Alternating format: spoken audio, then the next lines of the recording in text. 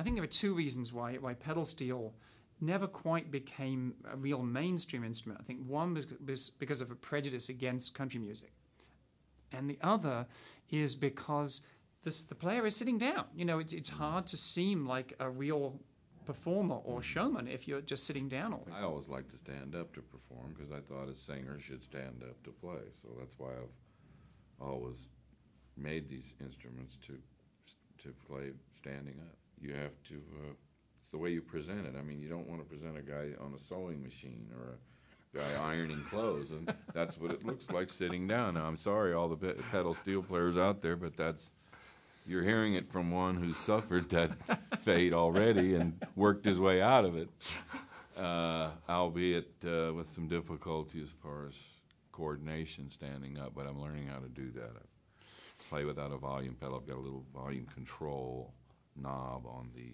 steel guitar.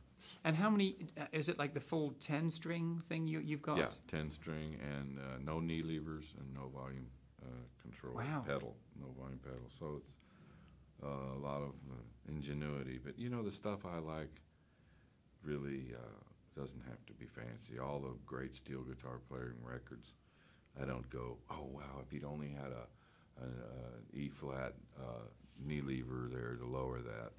That's not the kind of playing that I like. I just like something from the heart. It doesn't have to be fancy. So I do a lot of substitutions. I do a lot of bar bending to imitate those knee levers that I don't use.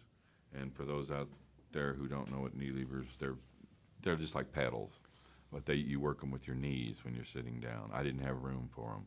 We made some that stuck out that I could use with my hips, but they didn't work out. They were just in the way.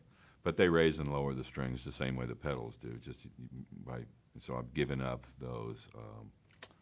I've got one pedal that does what a knee lever does down on the floor, and the rest of it I just wing it, you know, with substitutions. Sometimes I can push my pedals halfway down and change positions and change strings and then mimic something that I would do with a knee lever.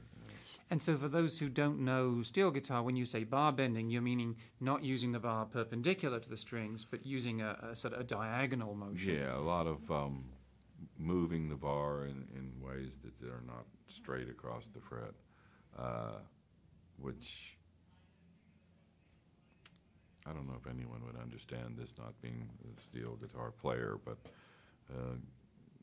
giving you more hand control rather than depending on the pedals to do everything. One of the things that we're doing around the festival is I'm going around saying to people, so who do you think was the greatest guitarist in the history of the world? And I have to say, two people, while you were playing, gave me your name. So, hey, all right. Yeah, all right.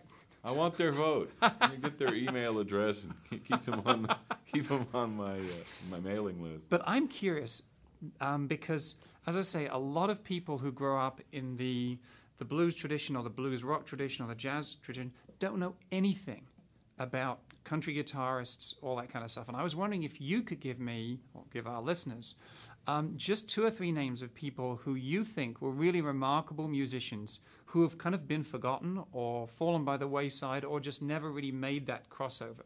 Well, there's so many, you know, and you meet them over decades and decades of playing. You meet the legends and the people who should have been legends, people who played with legends and just were forgotten because they were sidemen and ended up wandering the streets. And we're talking about musical greats. One that comes to mind, a friend of mine, Hank Garland, who's the late Hank Garland.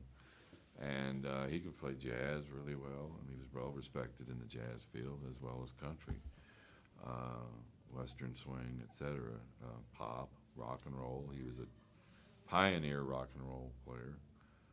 Nashville session guitar player. I mean, how much more versatile can you get? I mean, when he's a kid, he picked up a acoustic guitar and walked up to Segovia and made Segovia angry. You know, Segovia was cranky, you know, and Segovia just got angry because the kid was too good. He mimicked him too well, you know.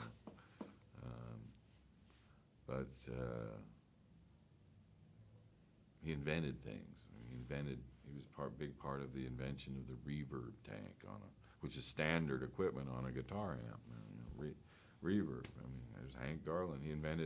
He worked on the Birdland, the guitar, the jazz guitar that he and Billy Bird were named for, and just on and on and on and on. And I mean, there's a musician for you. And then I could go to somebody else and somebody else. But I think the variety of things is the versatility is what interests me, because there's a lot of stuff I can't stand to listen to the same stuff all night long. Some of it I can't. Some of my heroes, I can listen to Ernest Tubb all night long, Hank Williams. But there's a lot of stuff that I just, I like to mix it up. Bob Wills mixed it up. He did a lot of pop songs. He did some Spanish, some, of course, some fiddle type music is what he started out with. But they were a popular band. They were a dance band, and they played popular tunes of the day. And I've always liked that about people who could just do several styles. And that's about all I can say, rather than naming a lot of individual guys. That's fine. Thank you for having me. Thank you very much for your time. Great pleasure. I like your T-shirt. Me too. This is my vote for the Django. guy. Yeah. Now there's a guy we could talk.